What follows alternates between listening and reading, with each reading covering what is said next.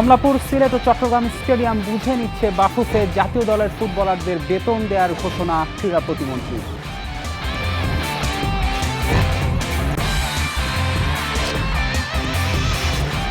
বিসিবিকে দ্রুত ক্লাবগুলোর সাথে বসার তাগিদ সাবেক ক্রিকেটার রকিবুল হাসানের, ক্রীড়া প্রতিমন্ত্রীকে দায়িত্ব নেওয়ার পরামর্শ।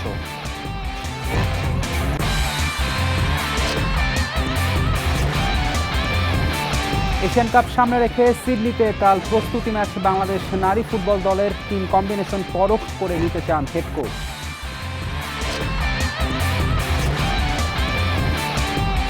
চুক্তির মাধ্যমে কমলাপুর, সিলেট ও চট্টগ্রাম স্টেডিয়াম বাফুফেকে বুঝিয়ে দেবে জাতীয় ক্রীড়া পরিষদ। পাশাপাশি জাতীয় দলে অন্তর্ভুক্ত নারী ও পুরুষ ফুটবলারদের বেতনের আওতায় আনার ঘোষণাও দিয়েছেন ক্রীড়া প্রতিমন্ত্রী আমিনুল হক। এছাড়া কক্সবাজারে ফিফা এক্সিলেন্স সেন্টারের জমি ক্রয় করতে মন্ত্রণালয়ের হস্তক্ষেপ চেয়েছে বাফুফে। টানা তৃতীয় দিন জাতীয় ক্রীড়া পরিষদে ক্রীড়া প্রতিমন্ত্রী আমিনুল হক। সাংবাদিক ফেডারেশনের পর বাফুফের সাথে আলাদা বৈঠক। সভাপতি তাবিদ আউয়াল সহ সব কর্তাদের সাথে প্রায় 1.5 ঘন্টা চলে মতবিনিময়। ফুটবলারদের পেশা হিসেবে প্রতিষ্ঠিত করতে এবং পুরুষ ও নারী সব ফুটবলারকে একটি সমন্বিত বেতন কাঠামোর আওতায় আনতে সরকারিভাবে চুক্তিভিত্তিক ব্যবস্থা চালুর পরিকল্পনা।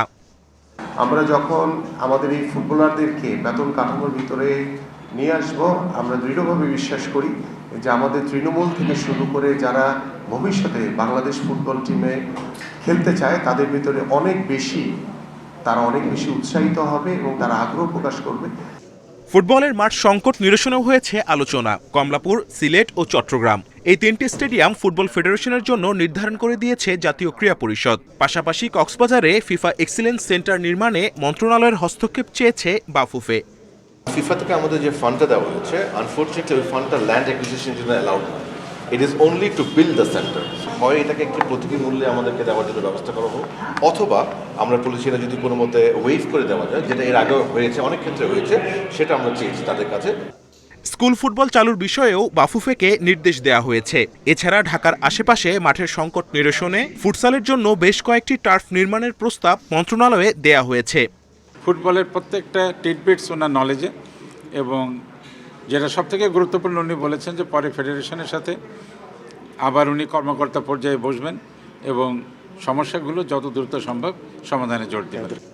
শুধু পরিকাঠামো নয়, ফুটবলের ভিত মজবুত করতেও নেওয়া হয়েছে নানা উদ্যোগ। ক্রীড়া প্রতিমন্ত্রী বাফুফেকে বয়সভিত্তিক ফুটবল টুর্নামেন্টগুলো নিয়মিত আয়োজনের প্রতিশ্রুতি দিয়েছেন।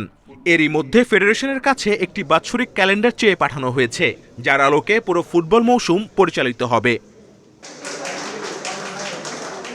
Kamrul Hasnat, independent news, Dhaka. ক্রিকেটকে সঠিক পথে ফেরাতে বিসিবিকে দ্রুত ক্লাবগুলোর সাথে বৈঠকের তাগিদ দিয়েছেন সাবেক ক্রিকেটার রকিবুল হাসান। সেই লক্ষ্যে ক্রীড়া প্রতিমন্ত্রীকে দায়িত্ব নেওয়ার পরামর্শ তার। ক্রীড়াঙ্গনের প্রতি ইতিবাচক ধারাবাহিকতা বজায় রাখবে নতুন সরকার, প্রত্যাশা রকিবুলের। বিসিবি ক্লাব দ্বৈরথে অচল অবস্থা। বর্তমান বোর্ডের বিরুদ্ধে আইনি লড়াইয়ে যেতে চায় ক্লাবগুলো। শেষ পর্যন্ত তেমনটা হলে থমকে যাবে ক্রিকেট, আইসিসি থেকেও আসতে পারে নিষেধাজ্ঞা। ক্রিকেটের স্বার্থে দুপক্ষের দাবি দেওয়া যাই থাক, সমস্যার দ্রুত সমাধান চান রকিবুল হাসান। সংকট উত্তরণে ক্রীড়া প্রতিমন্ত্রীর উদ্যোগকে গুরুত্ব সাবেক অধিনায়কের। এনএসসি তো মন্ত্রণালয়ের আন্ডারে, যে আমরা আবার কাউন্সিলরশিপ আমরা করাবো, আপনারাই কাউন্সিলরশিপ নেবেন যেভাবে হোক, আবার একটা সুষ্ঠু নির্বাচনের মাধ্যমে আবার এই বোর্ডটা আমরা করতে চাই। মন্ত্রণালয় থেকে মন্ত্রী যদি উদ্যোগটা নেয়, এক টেবিলে আনতে হবে। এক রোজা টেবিল যখন কথা বলবে, তখন দেখবেন অনেক সমস্যা সমাধান হয়ে যাবে।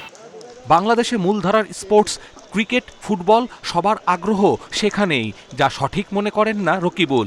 আন্তর্জাতিকভাবে খ্যাতি বাড়াতে বাকি খেলাধুলাকেও সমান গুরুত্ব দেওয়ার তাগিদ তার।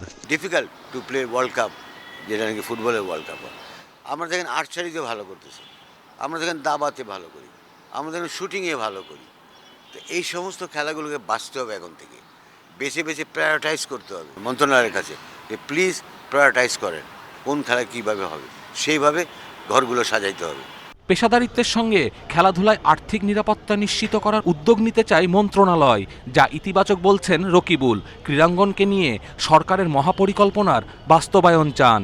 বর্তমান সরকার এরকম উদ্যোগ যদি নিয়ে থাকে, ফাইন্যান্স মিনিস্টার যদি বলে থাকেন, একদম সঠিক জায়গায় উনি হাত দিয়েছেন যে ভবিষ্যৎটাকে পুরো খেলোয়াড়দেরকে ভবিষ্যৎটা তাদের সামনে দেখিয়ে দিতে হবে যে তুমি খেলো, তোমাকে আমরা করব, তুমি ডোন্ট ওয়ারি, শেষ জীবনে তুমি you will looked after by the government. সঠিক পরিকল্পনায় এগুলে এশিয়ান কিংবা বৈশ্বিক আসরে বড় সাফল্য খুব বেশি দূরে নয় বাংলাদেশের, বলছেন রকিবুল। কপিল পাল, ইন্ডিপেন্ডেন্ট নিউজ। নারী টি-20 বিশ্বকাপের কঠিন গ্রুপে বাংলাদেশ ভারত পাকিস্তানের সঙ্গে সাউথ আফ্রিকা, অস্ট্রেলিয়া ও নেদারল্যান্ডস আছে টাইগ্রেসদের গ্রুপে। আরেক গ্রুপে স্বাগতিক ইংল্যান্ড, ওয়েস্ট ইন্ডিজ, নিউজিল্যান্ড, শ্রীলঙ্কার সঙ্গে আছে আয়ারল্যান্ড ও স্কটল্যান্ড। ইংল্যান্ড ও ওয়েলসে বিশ্বকাপ শুরু 12 জুন। দুই গ্রুপে ভাগ হয়ে লড়বে 12 দল। বাংলাদেশের প্রথম ম্যাচ 14 তারিখ, প্রতিপক্ষ নেদারল্যান্ডস। দুদিন পর অস্ট্রেলিয়ার বিপক্ষে লড়াই। 20 জুন পাকিস্তান, 25 তারিখ ভারত আর 28 তারিখ সাউথ আফ্রিকার বিপক্ষে নামবে জ্যোতির দল।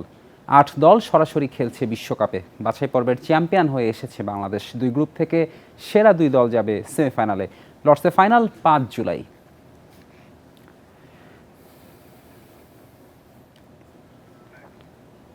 এবার ফুটবলের খবর। এশিয়ান কাপকে সামনে রেখে একমাত্র প্রস্তুতি ম্যাচে কাল অস্ট্রেলিয়ার এ লিগের ক্লাব সিডনি ওয়ান্ডারার্স এফসির মুখোমুখি হবে বাংলাদেশ নারী ফুটবল দল। এই ম্যাচ দিয়ে নিজেদের শক্তিমত্তা যাচাইয়ের পাশাপাশি টিম কম্বিনেশন পরখ করে নিতে চান head coach Peter Butler. Match শুরু হবে বিকেল 4টায়।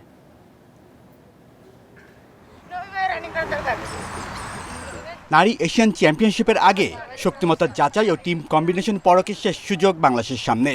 অভিজ্ঞ ও তারুণ্যের মিশেলে 26 ফুটবলার নিয়ে অস্ট্রেলিয়ায় গেছে হেড কোচ পিটার বাটলার। প্রতিটি পজিশনেই রয়েছে একাধিক ফুটবলার।